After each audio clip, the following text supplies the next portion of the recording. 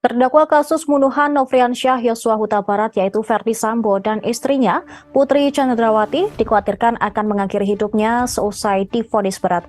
Verdi Sambo divonis hakim hukuman mati, sedangkan Putri Chandrawati 20 tahun penjara.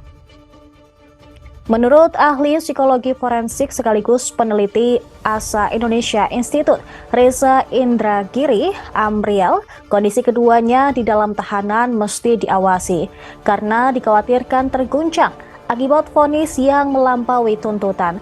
Keduanya disebut harus diawasi di dalam tahanan supaya tidak nekat melakukan perbuatan yang menyakiti diri sendiri. Reza mengacu pada hasil studi di mana tingkat bunuh diri di rumah tahanan lebih tinggi daripada di lembaga permasyarakatan. Saat ini Verdi Sambo dan Putri masih mendekam di dalam tahanan karena putusan mereka belum berkekuatan hukum tetap. Keduanya mempunyai tenggat waktu 7 hari untuk menyatakan sikap apakah akan menerima atau mengajukan upaya hukum banding ke pengadilan tinggi. Jika banding keduanya ditolak, mereka masih bisa mengajukan kasasi ke Mahkamah Agung. Akan tetapi, kalau vonis Putri sudah berkekuatan hukum tetap, dia bakal dipindahkan ke lembaga permasyarakatan khusus wanita untuk menjalani masa hukuman. Sebelumnya, Verdi Sambo yang merupakan mantan Kadif Propam Polri divonis mati oleh Majelis Hakim dalam sidang di Pengadilan Negeri Jakarta Selatan pada 13 Februari lalu. Sedangkan Putri Chandrawati divonis 20 tahun penjara pada hari yang sama dengan suaminya. Kemudian, terdakwa Kuat Ma'ruf yang merupakan asisten rumah tangga dijatuhi vonis 15 tahun penjara dalam sidang pada hari Selasa.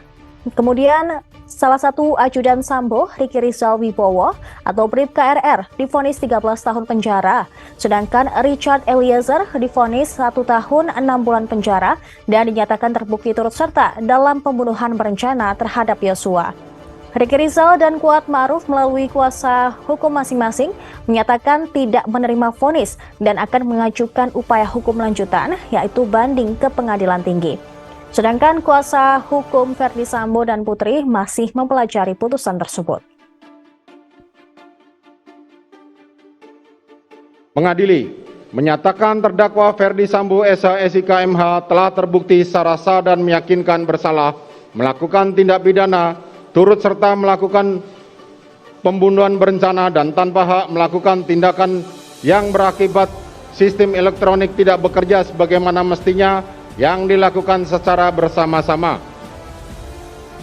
Menjatuhkan pidana kepada terdakwa tersebut oleh karena itu dengan pidana mati. Memerintahkan terdakwa tetap berada dalam tahanan. Menetapkan barang bukti tetap terlampir dalam berkas dikembalikan kepada penuntut umum untuk digunakan dalam perkara lain. Pengamat kepolisian Alphonse Lemau menduga Verdi Sambo bakal membuka kartu truf internal kepolisian jika permohonan banding yang dia ajukan tidak seperti apa yang dia harapkan. Verdi Sambo diduga mempunyai catatan khusus dalam internal kepolisian saat masih menjabat sebagai Kadif Propam Mabes Polri. Yang mana, kata Alphonse, merupakan borok dari Polri. Salah satu kasusnya yaitu kasus penipuan Richard Mille yang diduga menyeret oknum kepolisian. Hal ini lantaran saat penanganan perkara tersebut diduga terjadi penyimpangan prosedur. Pakar psikologi forensik, Reza Indragiri Amriel meminta adanya penjagaan ekstra oleh pihak rumah tahanan, rutan, usai penjatuhan vonis mati kepada Verdi Sambo dan 20 tahun penjara terhadap Putri Chandrawati dalam kasus pembunuhan Brigadir J. Reza menilai adanya peluang terdakwa akan terguncang jiwanya lantaran vonis yang dijatuhkan lebih berat daripada tuntutan oleh jaksa. Berdasarkan studi, dirinya mengatakan tingkat bunuh diri lebih tinggi di rutan ketimbang di lembaga permasyarakatan, lapas. Langkah Verdi Sambo untuk bisa meluluskan dirinya dari vonis mati sepertinya akan berlanjut. Sambo diketahui mengajukan banding atas putusan majelis hakim bersama 3 terdakwa lainnya, Putri Chandrawati, Riki Rizal, dan Kuat Ma'ruf. Langkah itu pun dinilai pengamat juga jadi jalan Sambo menyusun serangannya untuk membuka kartu traf parah petinggi Polri. Dosen Perguruan Tinggi Ilmu Kepolisian Alphonse Limau memprediksi salah satu yang kemungkinan bisa dibongkar mantan Kadif Propam itu adalah penipuan jam tangan mewah Richard Mille. Tentu saja jika permohonan bandingnya agar bebas dari vonis mati yang dia ajukan tidak diterima oleh hakim. Posisi Sambo sebagai polisi diyakini betul mengetahui jika ada penyimpangan prosedur dalam perkara penanganan kasus penipuan jam tangan Richard Mille. Apalagi kasus tersebut sudah dilaporkan Kompolnas kepada Kapolri Jenderal Listio Sigit Prabowo usai kuasa hukum korban penipuan jam tangan mewah itu mengirimkan surat pengaduan.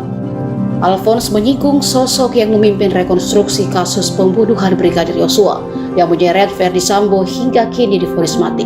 Disebut pihak yang bermain dalam kasus penipuan jam tangan mewah itu. Diketahui, rekonstruksi kasus Sambo itu dipimpin oleh Direktur Tindak Pidana Umum Irjen Andi Rian Jayadi yang kini menjabat sebagai Kapolda Kalimantan Selatan.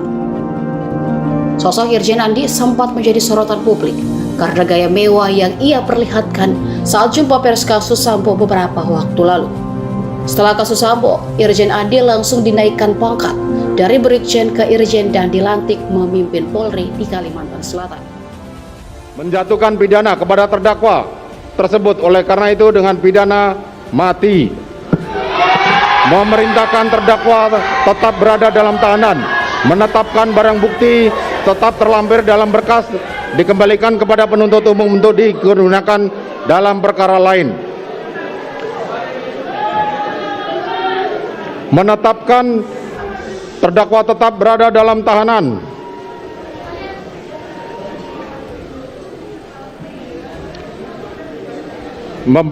Demikian membebani pula terdakwa untuk membebani biaya negara dibebankan kepada biaya perkara dibebankan kepada negara. Demikianlah diputuskan dalam rapat permusyawaratan. Silakan duduk. Demikianlah diputuskan dalam rapat permusyawaratan Majelis Hakim Pengadilan Negeri Jakarta Selatan pada hari Kamis tanggal 9 Februari 2023 oleh kami Wahyu Iman Santoso sebagai Hakim Ketua Majelis Hakim, Morgan Simanjuntak dan Alimin Ribut Jono masing-masing sebagai hakim anggota, dan diucapkan dalam sidang terbuka untuk umum pada hari Senin tanggal 13 Februari 2023 oleh Hakim Ketua Majelis tersebut dengan didampingi hakim-hakim anggota dibantu oleh Saudara Aprisno sebagai panitera pengganti, dihadiri pula oleh Jaksa Penuntut Umum pada Kejaksaan Agung Republik Indonesia dan terdakwa didampingi penasihat hukumnya. Menjatuhkan pidana terhadap terdakwa Putri Chandrawati dengan pidana penjara selama 20 tahun. Menetapkan lamanya masa penangkapan dan penahanan yang telah dijalani terdakwa dikurangkan seluruhnya dari pidana yang dijatuhkan.